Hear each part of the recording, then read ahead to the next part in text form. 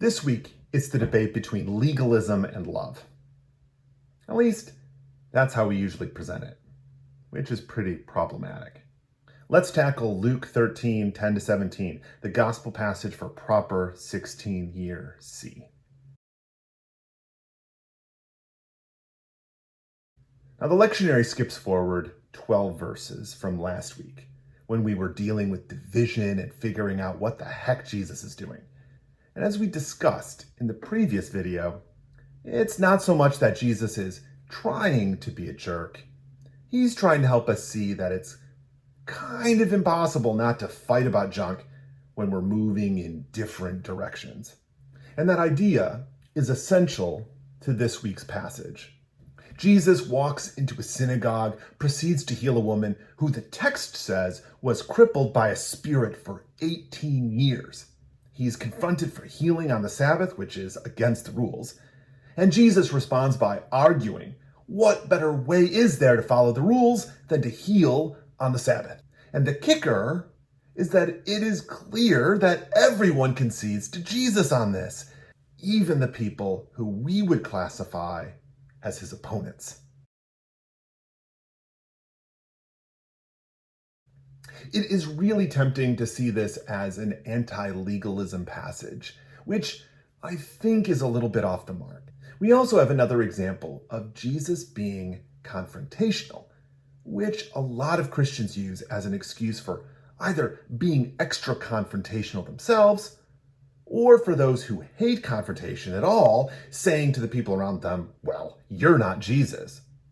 The real problem in the text, then, is that we are extremely resistant to actually thinking about what it means to have commands from God that we are supposed to follow, to live by them, even when it's countercultural, how to deal with when the church is stuck or off or itself missing the mark, what we should do with that stuff, and what a genuine attempt to follow the spirit of the law looks like.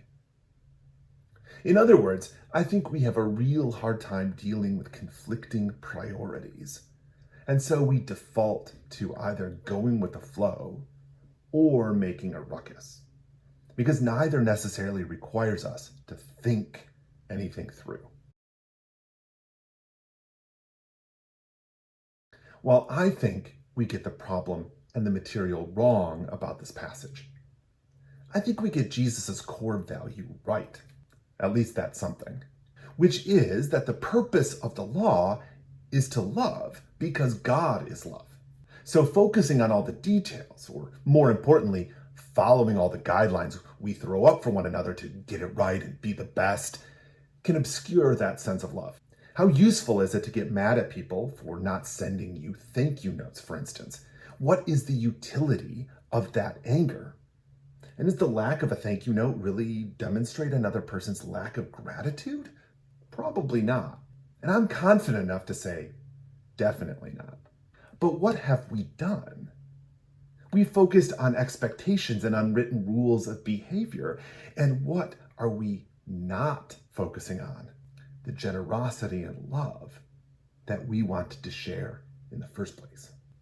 What Jesus offers us in this passage is an opportunity to reassess what we're doing, what we take for granted, even the stuff we think is just done. This is totally a passage in which I see myself in all the characters. I'm totally the synagogue leaders, judging people and policing the rules I value.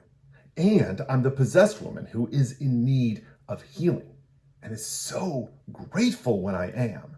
And I get to be Jesus, who does confront rules that don't work the way they intend, right? And the people interpreting them in restrictive and discriminatory ways that punish the poor and oppressed, right? Jesus offers us the opportunity to see the complexity of our lives when we'd rather they be simple.